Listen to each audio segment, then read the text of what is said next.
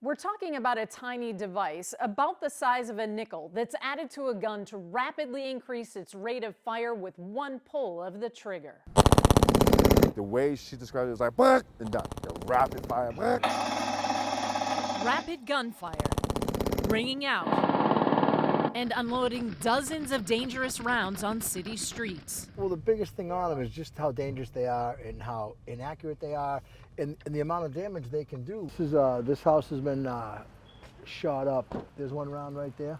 In Worcester, the number of shootings are up across the city. I was sleeping and all of a sudden we heard a big bang and the bullet actually went through our window. And police say they're seeing firepower like never before. This here is a Glock with a switch. You then slide this in. Right now, these small devices known as switches or conversion devices are the biggest worry. They quickly transform a semi-automatic weapon into a machine gun. The NBC 10 investigators embed with the Worcester Police Gang Unit to show the impact and danger. Sergeant Steve Roach says he hasn't seen anything like it in his decades of policing. When I first came, if we had a shooting, we would go, there'd be one casing on the ground, or maybe two. And we go now, and like we were saying, some of these officers are recovering 18, 20 rounds at a single scene. And as far as the danger of it, explain that in the community. If you shoot a gun and you're aiming, that's difficult in itself. But these become so powerful that you shoot them and it's going up right away and rounds continue to fly. I've been an ATF agent for 25 years. ATF agent Matthew O'Shaughnessy shows us the potentially deadly power firsthand.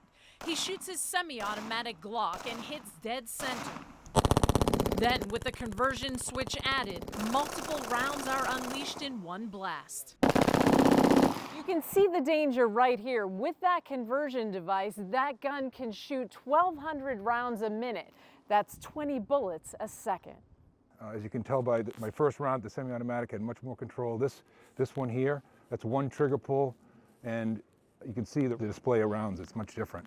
And it's a status symbol among gangs in which they want to demonstrate their capability, their firepower. Jim Ferguson, special agent in charge of ATF Boston, says the number of cases in Massachusetts are increasing at an alarming rate, with many of the devices being made with 3D printers. What used to take people a lot of time, effort, money, and resources, 3D printers have changed that game, and people can manufacture these on their kitchen counter. 2 Boston men were recently convicted after manufacturing 3D conversion devices and selling them for only about $140 apiece. When he shot, he just sprayed and ran. Last September, 5 people were injured in a hail of gunfire on Ames Street in Dorchester. 15-year-old Juliana Howard was critically injured, shot 4 times, once in the head. Her little brother was shot in the leg. For this to happen to her, it's just sad. Back in Worcester, the city shot spotter system that's activated by gunfire maps out the trail of destruction. 98 shootings in the past 2 years where 10 or more bullets were fired, a total of 1,322 rounds. These things shouldn't be out there. Could be more victims, innocent victims. Absolutely, because every missed round is going somewhere. We're going to go by a home that's been shot up multiple times. This bullet-riddled home on Pilgrim Ave was searched in connection with a shooting, and federal agents say they found switches stashed in a shoebox and one attached to a gun. More evidence of the troubling trend. Unfortunately, we're likely going to see a significant rise in the injuries and death toll.